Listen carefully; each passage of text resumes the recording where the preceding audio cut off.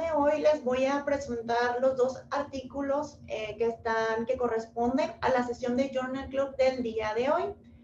Gracias a la asesoría de la doctora Marisela Hernández Robles, vamos a empezar con el primer artículo que se titula Vasculitis asociada a ANCA, currículo básico 2020.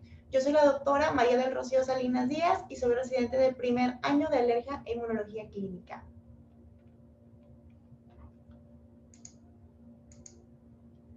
Este artículo se publicó en la revista de enfermedades renales americana, la cual tiene un factor de impacto de 6.618 y se publicó en enero de este año. Este artículo cuenta con 12 citaciones a la fecha. La autora principal es la doctora Duguru Gita. Ella es nefróloga, egresada de la Facultad de Medicina de la Universidad Johns Hopkins en Baltimore, Maryland. Es profesor asociado del Departamento de Nefrología del mismo hospital y es director médico de la Clínica de Diálisis Peritoneal y Hemodiálisis en Fresenius Kidney Care en Baltimore. Su principal área de interés es insuficiencia renal crónica y diálisis, así como enfermedad glomerular, trasplante de riñón y de páncreas.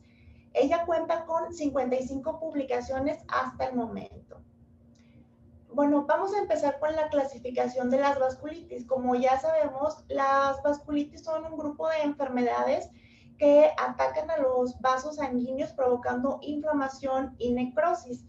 Nosotros nos vamos a centrar el día de hoy, como el título del artículo lo menciona, en las vasculitis que son asociadas a anticuerpos anticitoplasma de neutrófilos o ANCA. Estas van a ser tres: la poliangiitis microscópica, a la que nos referiremos como PAM, la granulomatosis con poliangiitis, que antes se conocía como enfermedad de Wegener, que nos vamos a referir a ella como GPA, y la granulomatosis eosinofílica con poliangiitis, que antes se conocía como enfermedad de Churg-Strauss. A ella nos vamos a referir como HEP. Estas dos enfermedades van a estar asociadas principalmente a dos anticuerpos anticitoplasma de neutrófilo que son típicos: la proteinasa 3 o PR3 y mieloperoxidasa o MPO. A ellos nos vamos a referir como PR3 ANCA o MPO ANCA, dependiendo cuál sea el caso. Es muy importante tener en cuenta que las vasculitis que se asocian a PR3 ANCA o anticuerpos anticitoplasma de neutrófilo dirigidos hacia la proteinasa 3 tienen una mayor recidiva en la presentación clínica. Y los pacientes que presentan MPO ANCA presentan mayor mortalidad en su curso clínico. Sobre la epidemiología, esta es una enfermedad rara. Se presenta una incidencia aproximada de 20 personas por millón de habitantes por año en Europa y en América del Norte. Tiene un ligero predominio por el sexo masculino y entre mayor edad se presenta más la incidencia. Tiene un pico de edad de presentación entre los 60 a los 70 años, principalmente en la población blanca y asiática, y se observa con menor frecuencia en los afroamericanos. También respecto a la distribución geográfica, se observa una mayor prevalencia de GPA en el norte de Europa y Australia y Nueva Zelanda, mientras que la PAM se observa con mayor frecuencia al sur de Europa y de Asia. También se observa que la GPA se da con mayor frecuencia en los meses de invierno, ya que se asocia con infecciones de vía respiratoria superior por Staphylococcus aureus, ya que este puede ser un desencadenante de la reactividad de los anticuerpos ANCA. También se han encontrado diferentes factores genéticos. Los más importantes respecto a la GPA son polimorfismos en el locus del HLA-DP, también en la PRTN3, que es el gen que codifica la proteinasa 3, También en el gen SERPINA1, que codifica la alfa-1 antripsina y a su vez es el inhibidor de la PR3. Respecto a la PAM, los polimorfismos que se han encontrado son polimorfismos en el gen de HLA-DQ. Bueno, pues vamos primero a definir qué son los anticuerpos ANCA, y no son otra cosa más que autoanticuerpos dirigidos contra los antígenos citoplásmicos que se expresan en los gránulos primarios de los neutrófilos y los lisosomas de los monocitos. Estos gránulos primarios pueden contener diferentes sustancias, entre ellas las más frecuentes son lisozima, mieloperoxidasa, las serinas proteasas neutras como la PR3, la elastasa y la captepsina G, y hidrolasas ácidas como captepsina B y D. Como ya vimos, los anticuerpos ANCA principalmente se van a dirigir hacia mieloperoxidasa y PR3. Y estos anticuerpos van a ser de forma más frecuente del tipo IgG, aunque también se han descrito del tipo IgA y del tipo IgM. Perdón, cualquiera de otros anticuerpos ANCA dirigidos hacia alguna de las otras proteínas, no hacia estos dos que ya mencioné, se conocen como ANCA atípicos. Para comprobar la presencia de estos anticuerpos, se necesita inmunofluorescencia indirecta y se observan unos patrones principales de inmunotensión, y van a ser pues diferentes dependiendo el tipo de ANCA. Los podemos clasificar en perinucleares, que van a ir dirigidos hacia la mieloperoxidasa, y es aquí como lo vamos a observar, cómo los anticuerpos se desplazan hacia la membrana perinuclear de la célula y van a dar este patrón de inmunotensión. En cambio, los C-ANCA o citoplásmicos, estos se van a esparcir por todo el citoplasma y estos se van a dirigir a PR3. Las enfermedades que se encuentran asociadas a estos anticuerpos, bueno, pues han estado presentes desde hace muchísimo tiempo, pero antes estas enfermedades contaban con una mayor mortalidad. A medida que se han ido realizando pues diferentes estudios, han encontrado pues diversos tratamientos, lo que ha logrado que estas enfermedades sean tratables, sean crónicas, pero tratables a fin de cuentas, y que pues tengan cada vez más enfermedades asociadas. Encontramos que en el tipo PR3 ANCA se asocia en el 75% de forma más frecuente con GPA, mientras que el MP o ANCA se asocia de forma más frecuente, hasta en el 60%, con PAM, y con vasculitis renal limitada en el 80%. Y estas afecciones también se pueden relacionar con algunas infecciones crónicas como endocarditis, tuberculosis, infección por VIH, hepatitis C, bartonelosis también. Respecto a los ANCA atípicos, que son los que están dirigidos contra las otras proteínas de los gránulos primarios, estas también se pueden relacionar con algunas afecciones que no son vasculíticas, como la enfermedad inflamatoria intestinal, la enfermedad autoinmune y la malignidad. Y en caso de que se encuentren anticuerpos tanto anti-MPO como anti-PR3 en el mismo paciente, esto es algo muy raro y sugiere una vasculitis inducida por fármacos, como lo vamos a ver más adelante. La vasculitis Pauci inmune ANCA negativa, esta es el tipo de vasculitis en el que no se encuentran anticuerpos en biopsia. Este tipo de vasculitis la presenta un subconjunto de pacientes, aproximadamente el 10%, y estos pacientes también tienen características clínicas y patológicas compatibles con la vasculitis ANCA asociada, pero son ANCA negativos. Estos pacientes ANCA negativos tienen más probabilidades de tener una enfermedad renal limitada o una enfermedad sistémica menos grave. Y bueno, respecto a la frecuencia de ANCA en diferentes condiciones, vamos a ver que en las condiciones vasculíticas, bueno, en esta tabla lo vamos a dividir los ANCA, que son anti-PR3, y los ANCA, que son anti-MPO. Estos son más C-ANCA o ANCA con patrón citoplásmico, y P-ANCA, que son ANCA con patrón perinuclear. Entonces, en la GPA se va a encontrar de forma más frecuente, hasta en el 75%, PR3 ANCA, mientras que en la PAM vamos a encontrar MPO ANCA o P ANCA en la mayor parte, hasta en el 60%. Pero vemos que aquí algunos también pueden ser ANCA negativos, y aquí es cuando lo consideramos pausa inmune. Respecto a algunas otras vasculitis, por ejemplo, aquí está esta que es limitada a riñón. Esta tiene anticuerpos MPO ANCA de forma más frecuente. También tenemos otras condiciones que no son vasculíticas, como el lupus sistémico, en el que podemos encontrar ANCA atípicos, o podemos encontrar ANCA dirigido a mieloperoxidasa. También en el caso de endocarditis y las otras enfermedades que ya les comenté con anterioridad.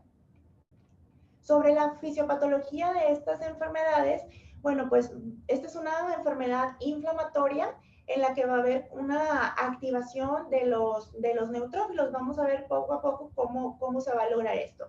Vamos a situarnos primero en esta imagen. Este es un neutrófilo, y estos puntos que se ven dentro del citoplasma del neutrófilo son los antígenos ANCA, que son los gránulos primarios, los que contienen mieloperoxidasa, los que contienen la proteinasa 3. Al activarse estos neutrófilos por diferentes vías, pueden ser citocinas inflamatorias, la presencia de lipopolisacáridos, o la presencia de esta anafilotoxina del complemento, la C5A. Este neutrófilo se activa y estos gránulos se pasan a formar parte de la pared celular y quedan expuestos para que los anticuerpos que se encuentran circulando puedan tener como acceso a ellos y se puedan unir.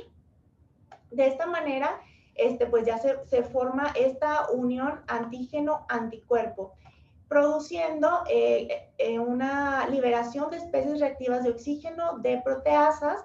Y bueno, también de manera reciente se sabe que los neutrófilos también pueden generar como una red de fibrillas o de fibras para tener una mayor como expresión, o mayor como que espacio de actividad, donde se pueden liberar también estas sustancias, la mieloperoxidasa y la PR3.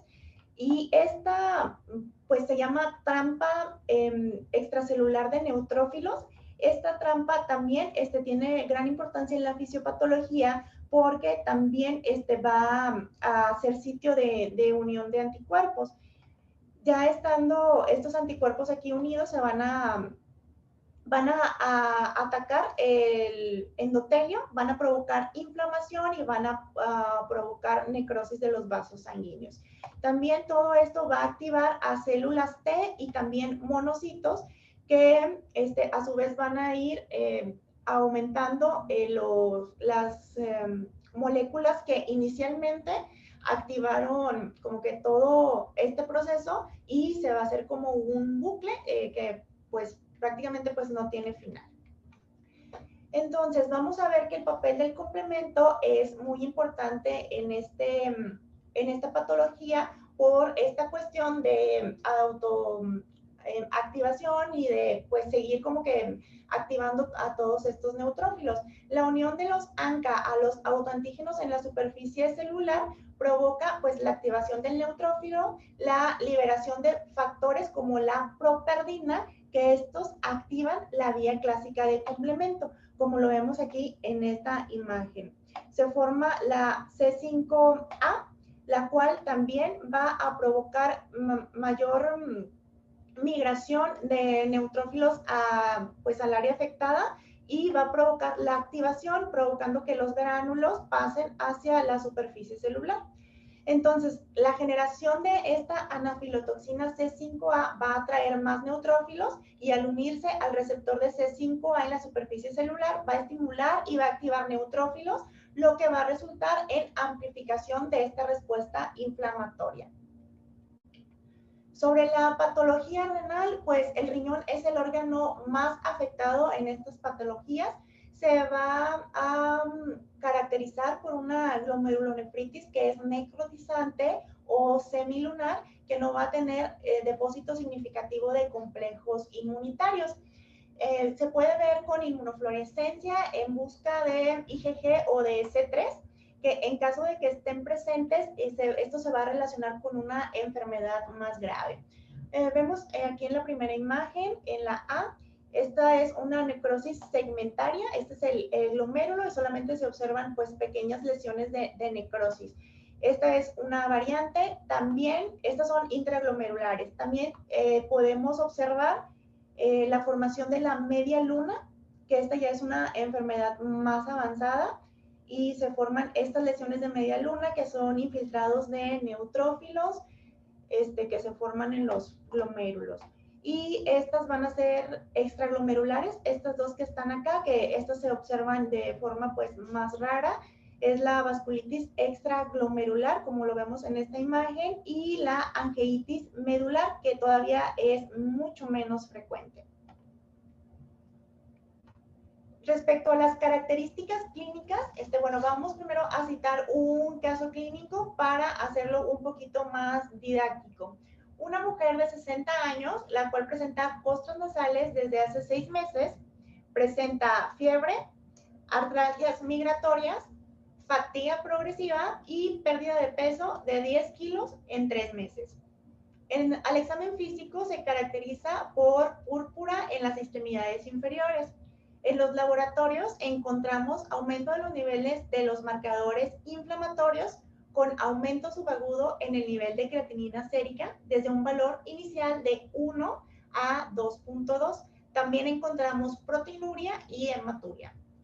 Las pruebas serológicas son positivas para PR3 ANCA a un título de 63 unidades por mililitro.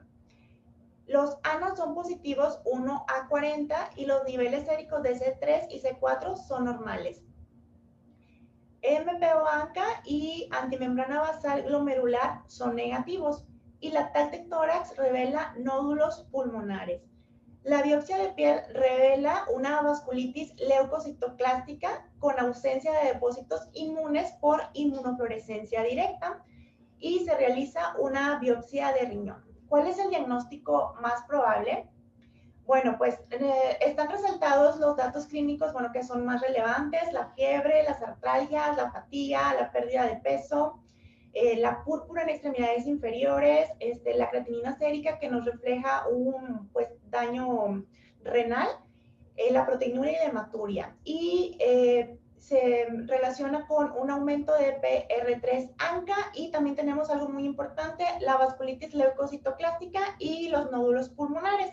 Entonces, respecto al diagnóstico más probable, ¿qué podrá ser? Granulomatosis con poliangeitis, una poliangeitis microscópica, una granulomatosis eosinofílica con poliangeitis o lupus eritematoso sistémico.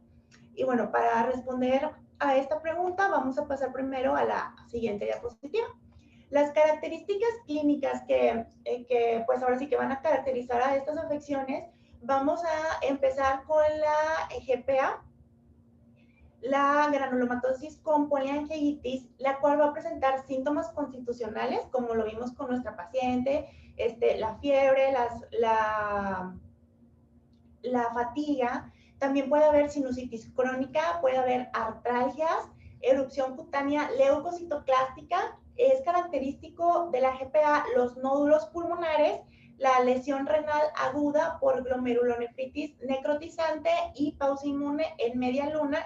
Esta se comprueba por biopsia, y la presencia de PR3 ANCA positivo. Bueno, pues este es un caso de libro y es como el caso clínico.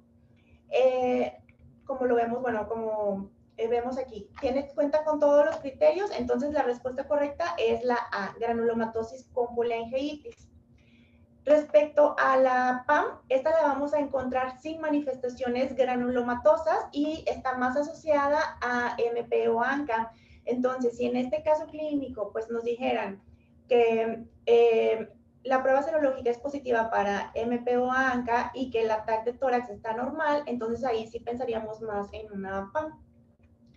Y en cambio, la HEP, que es la granulomatosis eosinofílica con poliangeitis, vamos a encontrar, como su nombre lo dice, eosinofilia y también asma. Entonces, bueno, pues básicamente pues nos debemos aprender la GPA y ya pues después como que quitar o agregar cosas para poder aprendernos las tres, que en realidad es muy sencillo de dominar. En esta tabla se engloban las características clínicas y también algunos otros factores que son importantes para diferenciar estas dos enfermedades. Algo muy importante es que, bueno, como la clínica se parece tanto entre estas enfermedades, pues se ha apostado por, en vez de llamarla PAM o GPA, mejor llamarla PR3-ANCA o MPO-ANCA, dependiendo de a qué serología, bueno, presenta el paciente. Entonces sería, el nombre más correcto sería vasculitis PR3-ANCA o vasculitis MPO-ANCA. Respecto a los datos demográficos, la vasculitis PR3-ANCA se encuentra de forma más frecuente en las personas de 50 a 70 años y la MPO-ANCA de 60 a 80 años. Respecto a la situación geográfica, como ya lo mencioné hace ratito, la PR3-ANCA es más frecuente aquí, pues donde nosotros estamos, en Norteamérica y también en el norte de Europa. Y la MPO-ANCA se observa más al sureste de Europa y en Asia. Los alelos que podemos relacionar hasta el momento son el HLA-DP, la PRTN3 y la SERPINA1 para la enfermedad PR3-ANCA y el HLDQ para MPO-ANCA. Y bueno, sobre la patología, pues va a ser similar, una vasculitis necrotizante con inflamación granulomatosa. Y la diferencia con la MPO-ANCA es que la inflamación no es granulomatosa.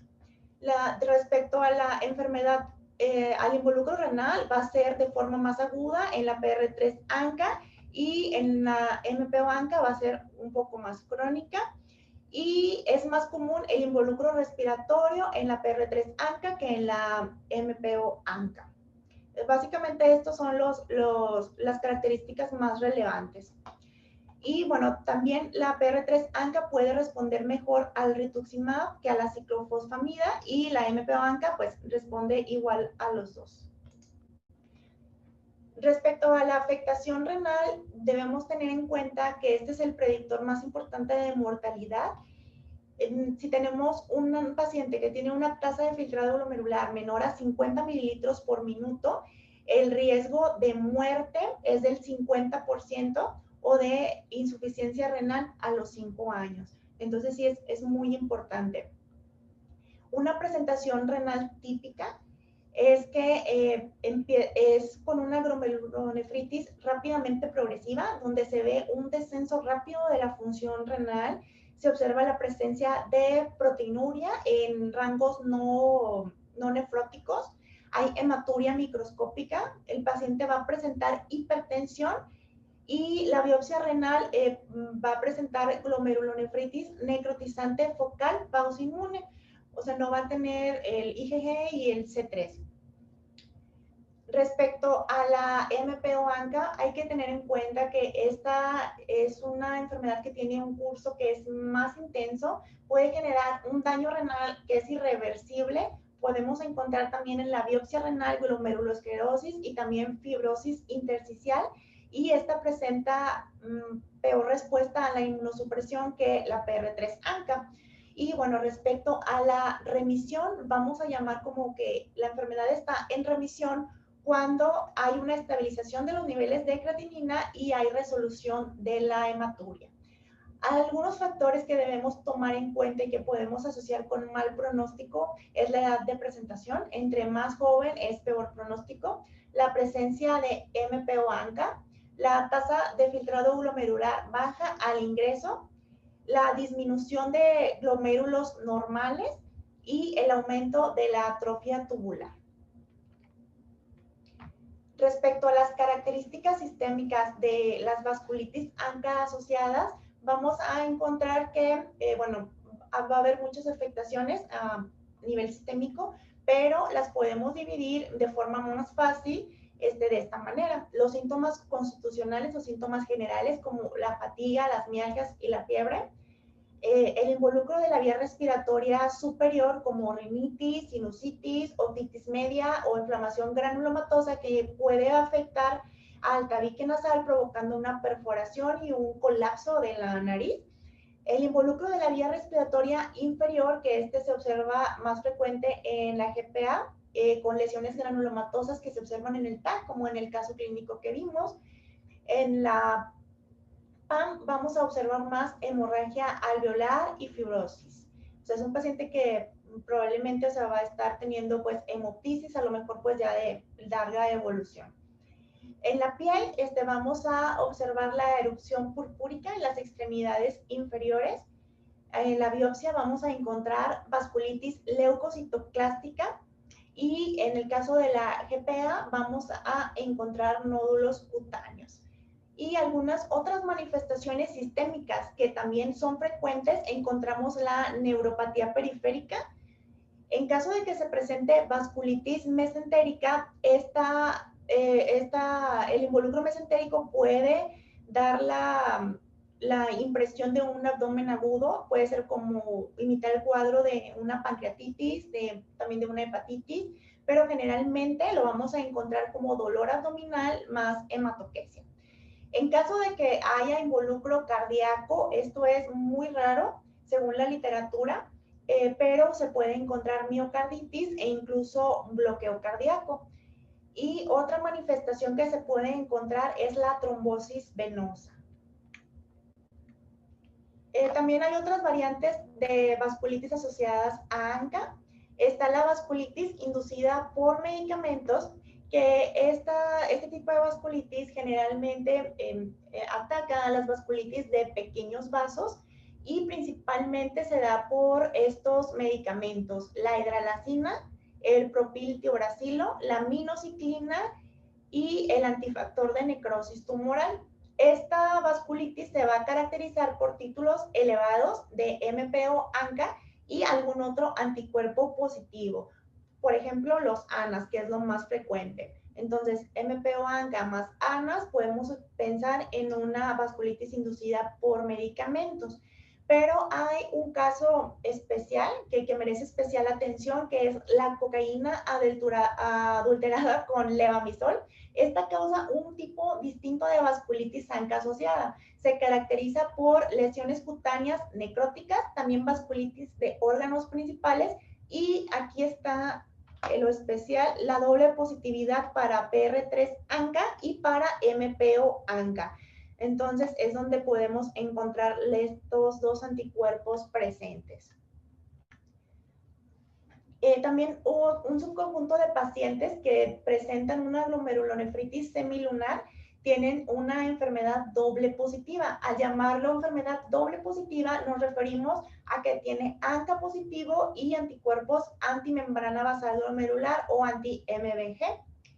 Estos se presentan en el 10 al 40% de los pacientes con enfermedad antimembrana basal glomerular, van a presentar MPO ANCA positivos. Y del 5 al 14% de los pacientes con vasculitis ANCA asociada van a tener anticuerpos antimembrana basal glomerular. Esto nos indica que puede ser una enfermedad grave al momento de la presentación, tiene una morbilidad y una mortalidad tempranas y se asocia a recaídas frecuentes.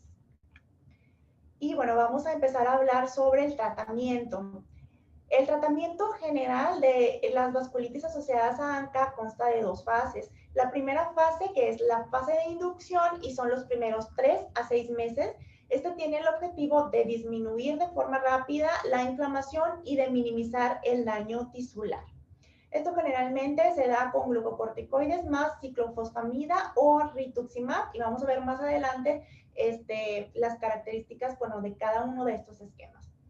Y la segunda fase es la fase de mantenimiento, que estas son los próximos 24 a 48 meses, y el objetivo de esta fase es prevenir la recaída de la enfermedad. En los pacientes que tienen una enfermedad refractaria al tratamiento, se define como que no tienen mejoría o que empeoran. Entre las 4 y las 6 semanas se recomienda cambiar el agente de inducción inicial por el agente alternativo. Va a ser ciclofosfamida, rituximab o al revés. Glucocorticoides pues siempre se van a dar, entonces lo que vamos a cambiar pues son estos dos medicamentos. Vamos a empezar con los glucocorticoides. Se sugieren los glucocorticoides al inicio en dosis altas, seguidas de una disminución gradual. La glomerulonefritis rápidamente progresiva o la hemorragia alveolar reciben pulsos de metilprednisolona de 500 miligramos a 1 gramo diario durante 3 días, y después de esto continuamos con prednisona vía oral a 1 miligramo kilo día, con dosis máxima de 60 a 80 miligramos por día por 2 a 4 semanas, y después se inicia una reducción gradual. En realidad no hay un consenso sobre cuál sea el mejor régimen de reducción o de duración, sino que pues en la mayoría de los estudios y pues en las guías se reduce a 5 a 10 miligramos o se interrumpe hasta los 6 meses de haber iniciado el glucocorticoide. Y bueno, esto, lo que leí fue que se va a decidir respecto a los factores de mal pronóstico que presente el paciente. Entonces, la duración del tratamiento con glucocorticoides va a ser individualizado. Hay un estudio grande que se realizó, el estudio PEXIVAS, el que incluyó 704 pacientes con una vasculitis ANCA asociada grave, y dividió a estos pacientes en dos grupos. A uno los trató con glucocorticoides a dosis estándar y a otro grupo a dosis bajas y más su otro medicamento, ya sea ciclofosfamida o rituximab. Y este estudio observó una reducción de las infecciones graves durante el primer año en el grupo de glucocorticoides de dosis baja. Y pues en general los resultados fueron los mismos. Lo único fue que pues los que tenían dosis bajas de glucocorticoides pues no presentaban tantas infecciones. Respecto a la ciclofosfamida, se utiliza en tratamiento combinado con glucocorticoides y es eficaz en más del 90% de los pacientes. La ciclofosfamida se puede administrar ya sea vía oral o intravenosa durante 3 a 6 meses hasta la remisión de la enfermedad. En un estudio pues también grande y que fue pues reciente, se incluyeron pacientes con diagnóstico de vasculitis asociada a ANCA. Este estudio los dividió en dos grupos, ciclofosfamida oral o el otro grupo con ciclofosfamida intravenosa cada 2 a 3 semanas durante los de 3 a 6 meses.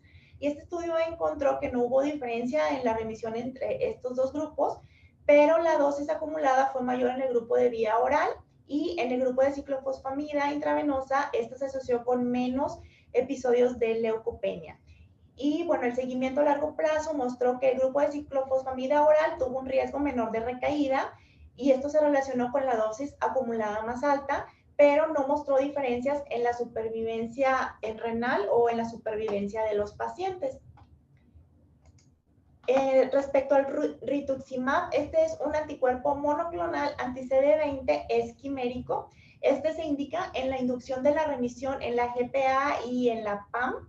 El rituximab, en diversos estudios ha demostrado que es superior a la ciclofosfamida en pacientes con enfermedad recidivante. Y bueno, pues en general el rituximab pues es un medicamento que es más nuevo. Inicialmente pues empezó a tratar estas patologías con la ciclofosfamida, y después pues se han ido pues buscando cada vez más medicamentos que puedan pues combatir estas enfermedades y que no tengan tantos efectos adversos como la ciclofosfamida. Entonces es de ahí que se empezó a investigar el rituximab, y pues esto resultó positivo para estos pacientes. Por lo que el rituximab se considera a la fecha como una alternativa la ciclofosfamida combinada con los glucocorticoides para los casos graves de GPA o de PAM, y es el tratamiento de elección para inducir la remisión en los pacientes PR3 ANCA positivos. La dosis es de 1 gramo cada 2 semanas por toda la fase de remisión. Y claro, pues acompañada de los glucocorticoides. Otros medicamentos que puede pues también pues ayudar en los casos en los que los otros dos medicamentos puedan estar contraindicados es el micofenolato de mofetilo, que también puede utilizarse como terapia de primera línea en pacientes que tengan ANCA, MPO ANCA, y que tengan afectación renal leve a moderada y que no tengan vasculitis extrarrenal. Esto se encontró de manera reciente en el estudio MISIC, que encontró que este medicamento pues también puede utilizarse de primera línea. Sin embargo, pues todavía no se encuentra descrito pues en los consensos internacionales de manejo de vasculitis ANCA asociadas. Respecto al tratamiento de mantenimiento, bueno, es importante tener en cuenta que la recaída ocurre en el 30 a 50% de los pacientes a los 5 años, y es más frecuente que ocurra en los primeros 12 a 18 meses posteriores después de la interrupción de la fase de mantenimiento. Por lo que prevenir estas recaídas es fundamental para mantener la calidad de vida del paciente y prevenir la morbimortalidad relacionadas con la enfermedad y con el tratamiento. Tenemos estos factores de riesgo que se asocian con recaídas de vasculitis ANCA asociadas, que son entre pacientes más jóvenes, pues puede haber un incremento de recaídas. La enfermedad que tenga PR3 ANCA positivo, la persistencia de ANCA después de la terapia de inducción. El fenotipo clínico también es importante, se ha visto mayor recaída en la GPA cuando hay involucro pulmonar o también del tracto respiratorio superior o cardíaco, cuando la función renal se encuentra preservada. También algunos factores relacionados con los tratamientos es que se descontinúe por cualquier motivo la inmunosupresión, el acúmulo menor de dosis de ciclofosfamida y la descontinuación de la prednisona. Algunos otros factores también importantes es que el paciente sea como que portador crónico de Staphylococcus aureus.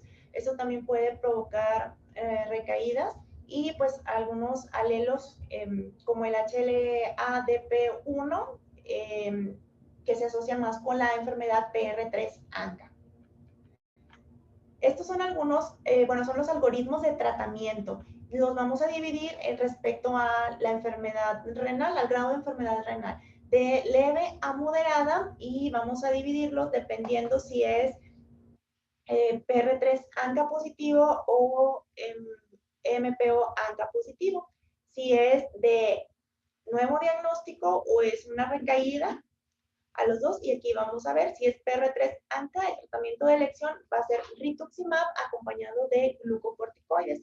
Una vez alcanzada la remisión, se inicia la terapia de mantenimiento, que es generalmente con rituximab, y también puede ser con azatioprina, que pues ya no se usa tanto. Respecto a la MPO ANCA positiva, también se divide el nuevo diagnóstico, es una recaída, y también se puede tratar con rituximab más los glucocorticoides, o tenemos la opción también de utilizar la ciclofosfamida más el glucocorticoide, o el mofetilmicofenolato más el glucocorticoide si es una enfermedad que es más limitada. Ya una vez alcanzada la remisión, se inicia también la terapia de mantenimiento, que también puede ser con rituximab o con azatioprina. Para la enfermedad severa o la presentación donde el paciente requiere diálisis, bueno, también va a ser el algoritmo muy similar, dependiendo si es PR3 ANCA positivo o MPO ANCA positivo.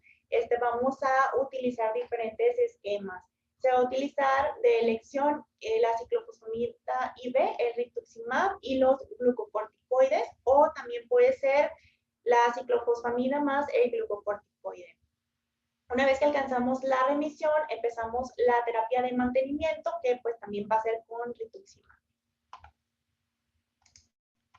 El monitoreo de estos pacientes va dirigido hacia el manejo de las enfermedades y de las complicaciones relacionadas con el tratamiento, porque pues los efectos secundarios de estos medicamentos, bueno, pues son importantes y pues está descrito que representan la mayor parte de la mortalidad temprana en la vasculitis asociada a ANCA. Y la infección, la malignidad y las enfermedades cardiovasculares que generalmente se observan, bueno, a largo plazo son causas de mortalidad tardía. Por lo que es importante, pues, prevenir. Por eso hay que hacer, pues, una profilaxis antes de iniciar la terapia inmunosupresora. Vamos a pedir al paciente que, pues, se aplique las vacunas, las que estén descritas en las guías del CDC, que incluye la antineumococo inactivada, la de influenza, la hepatitis B, y el paciente debe de evitar las vacunas con agentes vivos atenuados. También se deben buscar hepatitis B, hepatitis C, HIV, la TB latente y estrongiloides. En caso pues, de encontrar esto, primero pues, se debe de tratar al paciente. La profilaxis también para infección contra Giroveshi también es muy importante. Lo más utilizado es el trimethoprim sulfametosazol, pero también existen otras opciones como la dapsona. Y pues también la profilaxis para cándida, que se puede realizar con clotrimazol o con fluconazol semanal, y algunas otras profilaxis, por ejemplo, para osteoporosis, dando al paciente suplementos de calcio y de vitamina D, o con bifosfonatos también. Los efectos secundarios de la inmunosupresión, pues debemos tomarlos bien en cuenta, porque como ya lo vimos, representan la causa de mortalidad temprana más frecuente en el paciente. De la ciclofosfamida, los efectos secundarios tempranos, los más frecuentes y que se presentan generalmente al inicio del tratamiento, es la supresión de la médula ósea, la infección, la cistitis hemorrágica, y también puede haber infertilidad. Respecto a los tardíos, el más importante es la neoplasia maligna, que generalmente, bueno, en la mayoría de los casos es cáncer de piel. Por eso que a los pacientes que están con ciclofosfamida es necesario estarles tomando una biometría hemática cada 2 semanas, manteniendo una cuenta de arriba de 3.500 leucocitos. Y se van a ir ajustando las dosis para ir manteniendo pues, este conteo. Respecto al rituximab, pues bueno, se puede observar que hay alguna reactivación del virus de la hepatitis B en caso de que el paciente ya lo haya presentado, que el paciente presente brotes de hepatitis C. También se puede presentar leucoencefalopatía multifocal progresiva.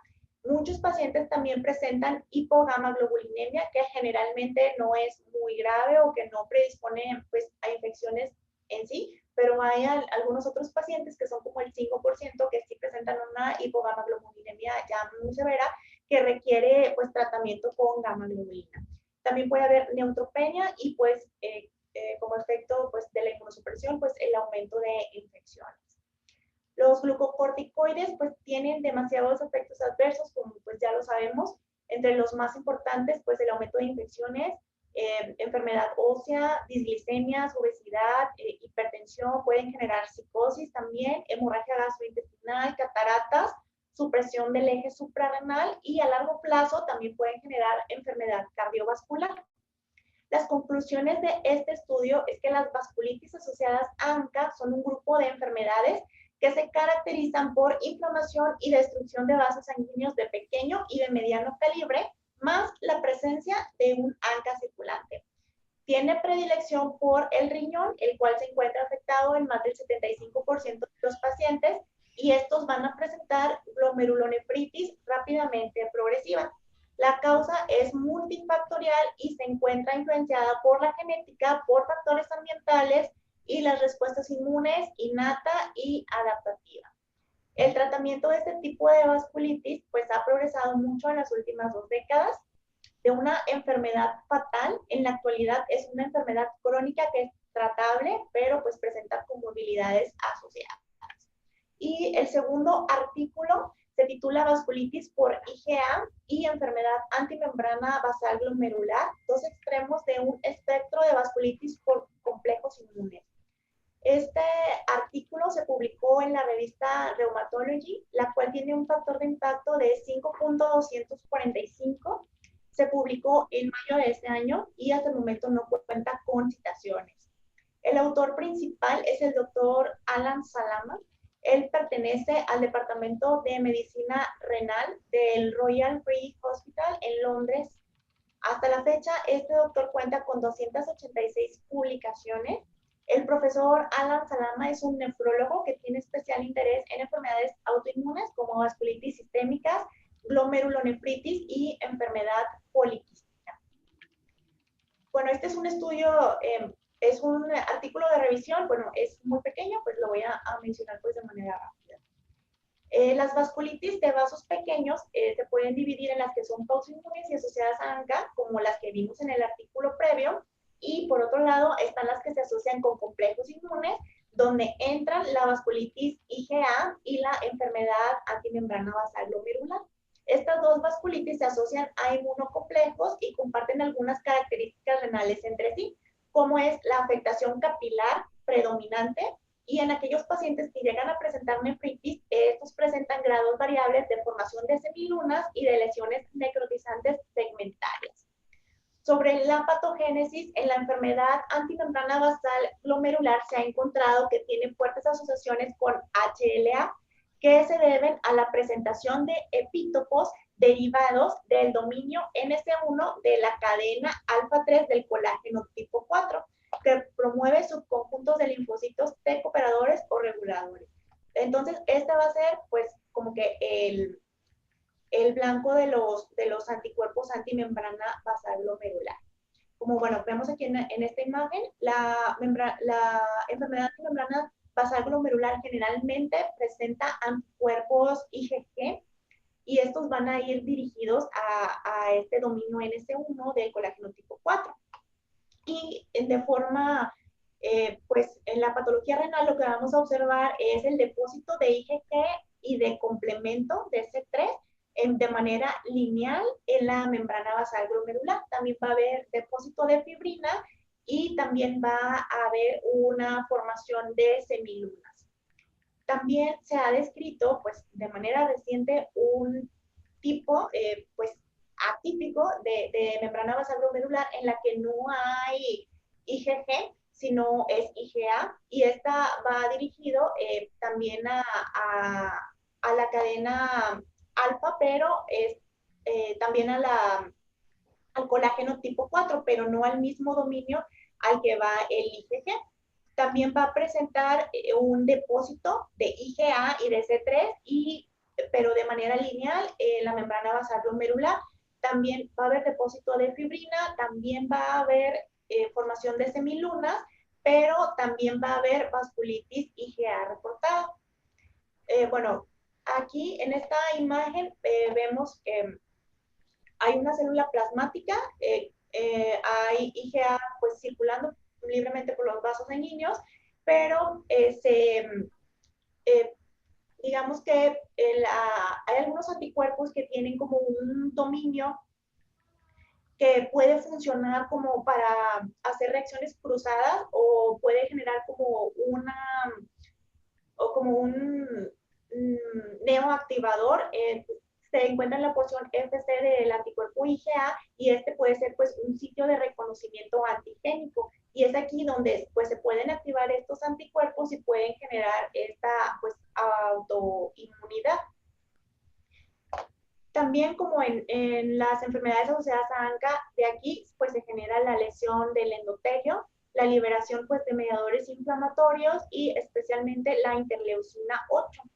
También se va a provocar la activación de los neutrófilos y la liberación de diferentes reactivos, de diferentes citocinas, de moléculas de adhesión que generan pues más inflamación, y el infiltrado de leucocitos va a generar también, bueno, ya cuando veamos en la biopsia, la vasculitis leucocitoclástica, o también la vasculitis por IgA, que pues anteriormente también se le conocía como púrpura de Heno-Schönlein. Es diferente la nefritis por IgA a una vasculitis por IgA. Pues es un concepto pues que tenemos que tener claro que es diferente. La nefritis por IgA se debe pues al depósito de los inmunocomplejos, y la vasculitis por IgA pues también se forman inmunocomplejos, pero estos lesionan el vaso. Entonces se provoca inflamación y necrosis de los vasos sanguíneos. En la nefritis solamente hay pues depósito. El daño que vamos a encontrar va a ser mesangial del asa renal también, y pues se va a encontrar asociado a una deficiencia de galactosa a nivel perivascular, y esto va a generar el depósito de IgA.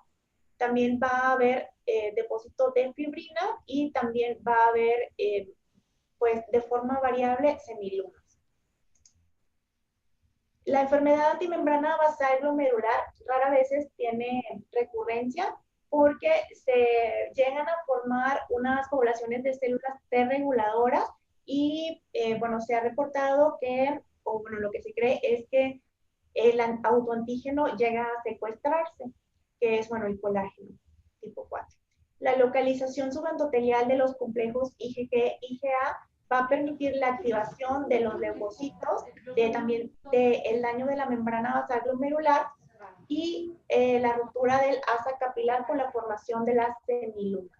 Para el diagnóstico de estas enfermedades, los pacientes también pueden presentar síntomas inespecíficos de insuficiencia renal avanzada o tener una función renal levemente anormal. Las pruebas para realizar este diagnóstico utilizan un antígeno recombinante alfa 3 de la cadena tipo 4 de colágeno, y solo evalúan las subclases de IgG, por lo que a veces la detección, no se detectan algunas otras variantes raras que tienen anticuerpos dirigidos a la cadena alfa 1 del colágeno tipo 4, o alguna subclase de IgA, o sea, cuando no es IgG, o que carecen anticuerpos circulantes, siempre se va a requerir una biopsia renal. Estas pues enfermedades generalmente no las sospecha el médico de primer contacto, y también pues son enfermedades que pues incluso también pues el especialista pues como son tan raras, pues no llegan a sospecharse a tiempo, y pues generalmente se diagnostican ya como la enfermedad está más avanzada, y pues también por el tiempo en el que se tienen los resultados y en el tiempo que se tiene el resultado de la biopsia, pues generalmente pues ya pasa más tiempo. La vasculitis por IgA puede presentar una erupción purpúrica, como la que vemos en la imagen, artritis y dolor abdominal, que es más frecuente en los niños. Y por eso en los niños va a ser más fácil realizar este diagnóstico. En los adultos, pues pueden ser más diagnósticos diferenciales, y es más frecuente que se requiera una biopsia cutánea o una biopsia renal para confirmar que hay presencia de depósitos de IgA. Y el tratamiento de estas dos enfermedades, la base es el inicio temprano de la inmunosupresión para detener la producción de autoanticuerpos y para atenuar las respuestas de las células T autoreactivas, que inhiben las respuestas inmunes innatas que van dirigidas hacia los glomérulos, que bueno, estas surgen secundarias pues al depósito de los autoanticuerpos. Y esto se logra con dosis altas de glucocorticoides y de ciclofosfamida, o con rituximab e incluso mofetil-micofenolato en los casos seleccionados.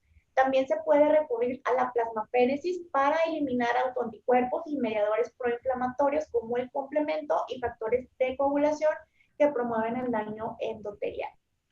Este es el manejo recomendado para los casos de vasculitis IgA. El tratamiento pues es conservador con analgésicos e hidratación para casos leves. En caso de que haya proteinuria mayor a 0.5 gramos al día, se debe de iniciar un IECA. Si la proteinuria persiste más de 1 gramo al día, es cuando se inician los glucocorticoides. En caso de que haya semilunas, es cuando se considera agregar la ciclofosfamida a los glucocorticoides.